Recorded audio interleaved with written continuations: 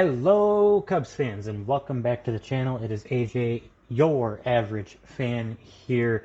I have a question for my two favorite podcasts because I feel like this would be a very good topic for an episode and/or segment. This question is geared towards either CHGO Cubs or Locked On Cubs. I have a question for you guys, and I want to see if maybe you guys would discuss it a little bit, just because obviously being a new channel that is starting, I don't feel like I have the reach that you guys do. But I will tweet the video to you guys, and then also if you guys use any portions of my video, if you do cover it, I do grant the permission for that, and I will not have you guys being worried about copyright in any way, shape, or form. So, with that, my question to you guys is, and the rest of Cubs fans, if Jed Hoyer actually makes the moves that he should in the offseason to put together a winning roster that allows us to make a postseason push, would that grant him contract extension talks? Now, I ask that because he has a history when he whiffs any sort of success to then stagnate either at the deadline or in the off-season directly after the season in which there are some successes. For a while there, we saw him have a really good idea on how to build a really dominant bullpen, and then that kind of sputtered out. And then he went and got Dansby Swanson and Cody Bellinger, and that helped. We thought we were moving in the right direction 2 years ago, and then this season we sputtered out. Granted, it is not Jed Hoyer's fault that the offensive production kind of ground to a halt for 2 months during the season. But again, I'm just curious as to if he puts all the eggs in the basket and it pays off and the Cubs are successful and are fighting for that division at the end of the year, does that grant him a contract extension and or just the talks of a contract extension? My opinion on it is that I don't believe so. I believe that if he puts all of his eggs in the basket and we succeed, we'll see another couple of years where he stagnates and doesn't do anything to keep improving the roster or building the roster year after year like you should, like other teams do, like the Dodgers and the Yankees. And, you know, we are a big market team, the Chicago Cubs. And I personally feel like you should be building continuous improvement year after year. Do I think that absolutely everything falls on Jed Hoyer? No, not exactly, because obviously, you know, game management and things like that would fall on the manager and the players and things like that. But when it comes to the broader scope of the Chicago Cubs, I think that I am ready to move on from Jed Hoyer, maybe put Carter Hawkins in that spot and get a new assistant GM. I think that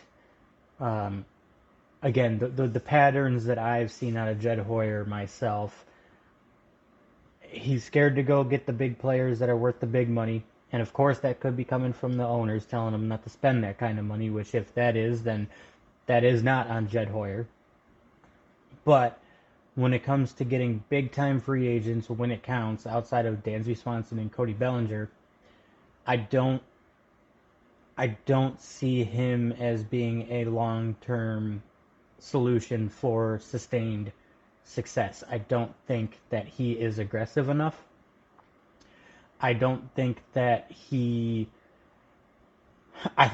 just too conservative, and again, part of that could be the owners telling him to be conservative. If it is the deal, then, you know, that's not completely on Jed.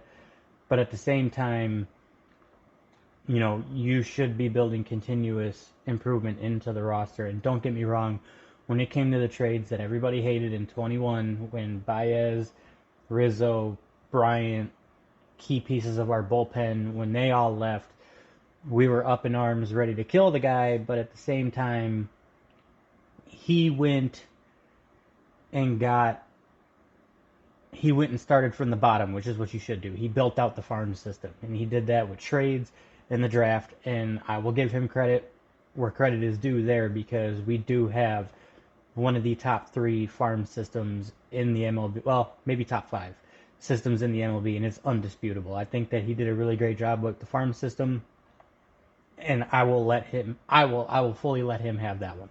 He can own that one. He did that. But when it comes to in season, and you're not fixing the glaring issues that we all complained about from last season with the bullpen issues and not getting help for the bullpen during that offensive production lull, how much of that could have been resolved from having a lockdown bullpen and guys in the bullpen that you can trust to win you those one-run games or force extra innings to give you a chance to score, in the bottom of the 10th, since you get that base runner on second. I think that, like I said in my previous video that I did and my week of Chicago sports video, I'm kind of expecting him to go all in and push all the eggs in the basket this offseason. I think he will do that because he doesn't have a contract extension on the table. He's not locked in, and I think that he will finally wake up to smell the roses a little bit and realize, I got to get myself into high gear here. Especially with Cody Bellinger and him potentially opting out. That's another kind of big role you got to fill. As far as the outfield goes, I'm putting my money on PCA. I think he'll do just fine in the outfield. I think that he can, roll his offensive production into 2025 just fine, because of the improvements and how smart he got at the plate the last month and a half or so. I think that he's going to work out just fine. And and now, the World Series is over, so now we can start covering a whole lot of Cubs news on this channel, because with the offseason starting, it started hot and quick. The Atlanta Braves made a big trade. The Cubs just signed a new third base coach, which I'm also a big fan of. I knew that we were going to get somebody that was linked to Counsell when it came to that first and third baseman coaching position. I had a really strong feeling about that. They still got to deal with first base side, but the third base side, I really like that signing, just because of the rapport that him and Counsell have. I also think that he has a track record of knowing when and when not to send guys. And I mean, not to hate on Mike Napoli, but there was a couple games lost at third base because of the base running, and I think that that's a really big time improvement. So I'm in fan of that one for sure. But how about this, Cubs fans? CHGO, if you guys are listening, Locked On Cubs, if you guys are listening, let me know what you guys think. Let's have this discussion about Jed Hoyer, because I think that it is a legitimate one to have. And just drop me a comment on it. I just want to know your guys' thoughts. I think that this offseason is going to be kind of crazy for the Cubs, regardless. I really do. Like I said, I think he's going to go all in because he just doesn't have a choice at this point. That's just my personal opinion. So let me know what you guys think. Like the video, share the video, subscribe, hit that notification bell so we can beat that YouTube algorithm, baby. Go Cubs, go, and I'll catch you guys in the next one.